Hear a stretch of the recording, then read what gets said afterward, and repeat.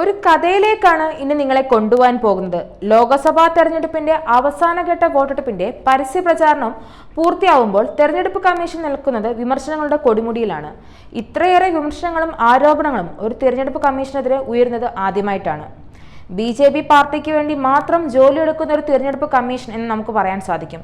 മൂന്നാമതും അധികാരത്തിലെത്തുമെന്ന് അവകാശപ്പെടുന്ന പ്രധാനമന്ത്രി നരേന്ദ്രമോദിയുടെ നേതൃത്വത്തിലുള്ള BJP നേതാക്കളെ പെരുമാറ്റച്ചട്ടങ്ങൾ ലംഘിച്ച് നടത്തിവരുന്ന കടുത്ത വിദ്വേഷ പ്രചാരണങ്ങൾക്കെതിരെയുള്ള യാതൊരു നടപടിയും സ്വീകരിക്കാത്തതാണ് കമ്മീഷനെതിരായി വിമർശിച്ചിട്ടുള്ളത്.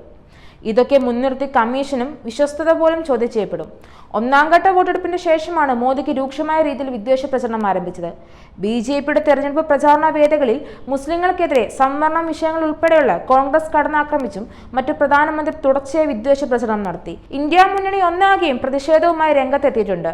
പരാതി പ്രളയം ഉണ്ടായിട്ടും കണ്ടില്ലെന്ന് നടിക്കുകയാണ് തെരഞ്ഞെടുപ്പ് കമ്മീഷൻ. രാജസ്ഥാനിൽ നടത്തിയ മുസ്ലിങ്ങൾക്കെതിരെയുള്ള വിദ്വേഷ പരാമർശങ്ങൾ ഉൾപ്പെടെ പ്രതിപക്ഷം നൽകിയ പരാതികൾ നടപടി ഇതുവരെ ഉണ്ടായിട്ടില്ല. പരാതി നൽകി ദിവസങ്ങൾ പിന്നിടുമ്പോഴും നടപടി എടുക്കാത്തത് വലിയ പ്രതിഷേധമാണ് കമ്മീഷനെതിരെ നിലനിൽക്കുന്നത്. വിവിധ സാമൂഹിക പ്രവർത്തകരുടെയും സംഘടനകളുടെയും നേതൃത്വത്തിൽ 20,000-ഓളം പേരാണ് മോദിക്കെതിരെ നടപടി ആവശ്യപ്പെട്ട് ഒരൊറ്റ ദിവസം കമ്മീഷന് കത്തെഴുതിയത്. അതുകൊണ്ടും തീർന്നില്ല. മോദിക്കെതിരെ നടപടി ആവശ്യപ്പെട്ട് സിവിൽ സർവീസ് ഉദ്യോഗസ്ഥരായിരുന്ന 93 പേരും കമ്മീഷന് കത്തയച്ചു. അഹമ്മദാബാദിൽ AIMൽ പ്രൊഫസറായിരുന്ന ജഗദീപ് ചോക്കർ എഴുതിയ കത്തിനെ പിന്തുണച്ചാണ് 93 സിവിൽ ഉദ്യോഗസ്ഥർ തെരഞ്ഞെടുപ്പ് കമ്മീഷന് കത്തയച്ചത്. മോദിക്കെതിരെ തിരഞ്ഞെടുപ്പ് കമ്മീഷനിൽ നിന്ന് നടപടിയില്ലാത്തതോടെ CPM നേതാവ് വൃന്ദ കാരട്ടിനും സുപ്രീം കോടതിയെ സമീപിക്കേണ്ടി വന്നു. മോദി കൂടാതെ കേന്ദ്ര ആഭ്യന്തരമന്ത്രി അമിത് ഷായും UP മുഖ്യമന്ത്രി ആദിത്യനാഥ് മറ്റ് BJP നേതാക്കളും മോദിയുടെ വിദ്വേഷ പ്രചരണം ഏറ്റുപിടിച്ച് വർഗീയ പരാമർശങ്ങൾ നടത്തുന്നുണ്ട്. കമ്മീഷന്റെ മൗനത്തിനെതിരെ കോൺഗ്രസും തൃണമൂൽ അടക്കമുള്ള പ്രതിപക്ഷ പാർട്ടികൾ രംഗത്തെത്തിയിട്ടുണ്ട്. പെരുമാറ്റച്ചട്ടം എന്നത് മോദിയുടെ കോഡ് ഓഫ് കോണ്ടാക്ട് ആയി മാറിയെന്നാണ് പലവരും തുറന്നടിച്ചത്.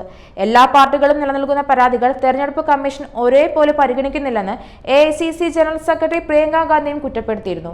കമ്മീഷൻ നീതിയുക്തമായി പെരുമാറണമെന്നും ആവശ്യപ്പെട്ടു. ഓരോ ഘട്ടത്തിലും പോളിംഗ് ശതമാനം പുറത്തുവിടാൻ വൈകുന്നതിനെതിരെയും കമ്മീഷനെതിരെ വൻ വിമർശനമാണ് ഉന്നയിക്കുന്നത്.